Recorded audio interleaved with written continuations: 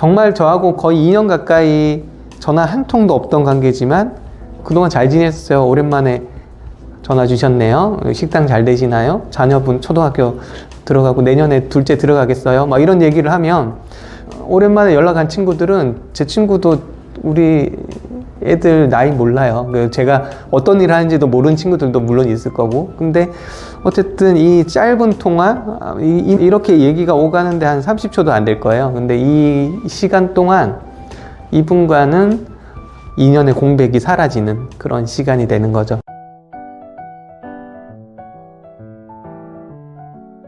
오늘도 영업에 좀 도움될까 하는 팁을 좀 공유 드릴까 하는데요. 요것도 제가 실제로 하고 있는 그런 내용입니다. 고객이랑 통화하고 나서 전화번호를 저장을 하잖아요. 저장을 보통 어떻게 하시나요? 보통 이름을 적으시는 분도 계시고 뭐 여러 가지 본인들의 스타일에 따라서 아마 저장을 하실 거예요. 근데 제가 저장하는 방법에 대해서 한번 소개를 드릴게요. 제가 보통 핸드폰에 저장하는 방식인데요. 이거보다 더 길게 적는 경우들도 있어요. 그러니까 뭐 보시면 아시겠지만 처음에는 고객명이고요. 사는 보통 제가 개인 사업자는 사라고 하고 법인은 법, 뭐 신규 법인이면 신규 법 뭐 이렇게 적을 때도 있고요. 그리고 임대업이다 뭐 어떤 특정 업종까지 기억하고 싶을 땐 임대 뭐 이렇게 적을 때도 있습니다. 요식 이렇게 식당을 한다면 요식 이런 식으로. 그리고 23년 1월에 제가 첫 통화를 상담을 했다는 거고요. 여기 김포랑 화성 두 가지가 있는데 보통 앞에는 제가 직장을 적고요. 뒤쪽은 집을 적습니다. 그래서 직장은 김포에 있고 집은 화성에 있고 카니발 차량을 저랑 상담을 했다. 이런 식으로 저장을 합니다. 자, 그리고 이렇게 앞에 소자가 있는 건 김필승이라는 분이 소개를 해줬다 이런 뜻이고요. 고객명은 홍길동, 23년 3월 일산에 계신 분이 그랜저를 상담했다 이런 내용입니다. 그러면 밑에도 다 아시겠죠? 오필승이라는 분이고 요식업 식당 하시는 사업자분이신데 21년 9월에 저랑 상담을 했고 평택에 계시고 K8을 상담을 했습니다. 그리고 자녀 7, 5 이거는 그때 당시에 자녀 나이를 얘기하는 거죠. 자, 이렇게 했을 때 어떤 점이 좋으냐면요.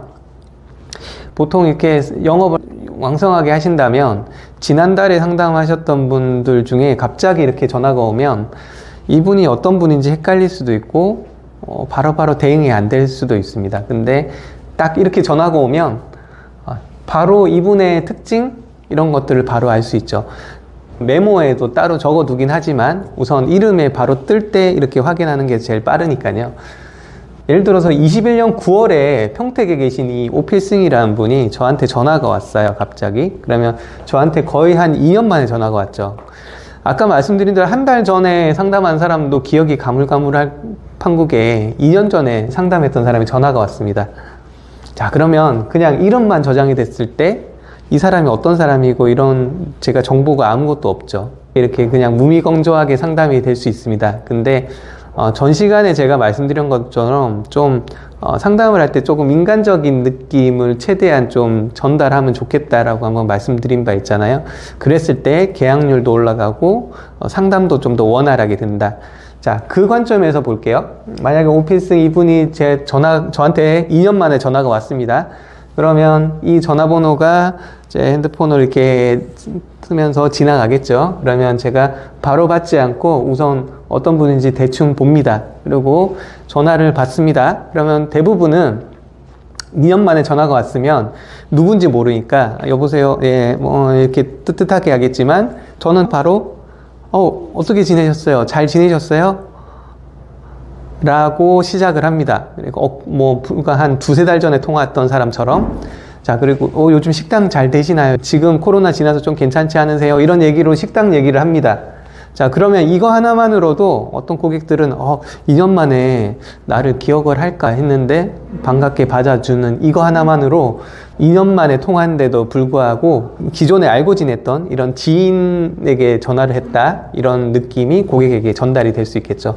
또 하나는 자녀 정보까지 있잖아요. 그러면 지금 2년이 지났으니까 지금 9살, 7살 됐겠죠. 막내가 내년이면 초등학교 가겠네요. 아니면 지금 첫째가 2학년 됐겠어요. 학부모시네요.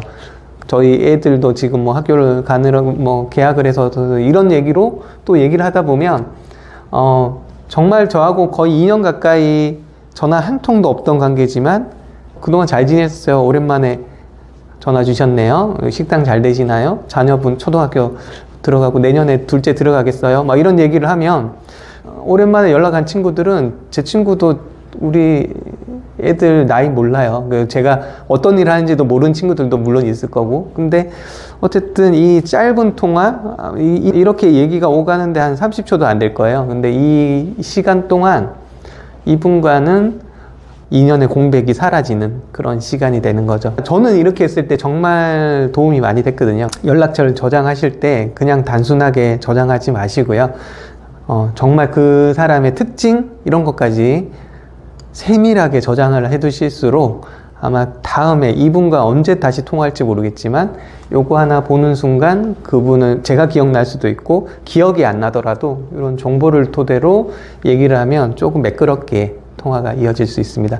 그래서 오늘은 정말 사소한 것 같지만 전혀 사소하지 않는 이야기를 한번 해봤고요. 실제로도 한번 활용해 보시고 이것 때문에 느낌적인 느낌으로 계약률이 올라갔다거나 상담이 되게 편해졌다거나 원활해졌다 하시면 저한테 커피 쿠폰 보내주시는 걸로 하시고 아무튼 많은 분들 앞으로도 쭉쭉 계약 많이들 하시고요.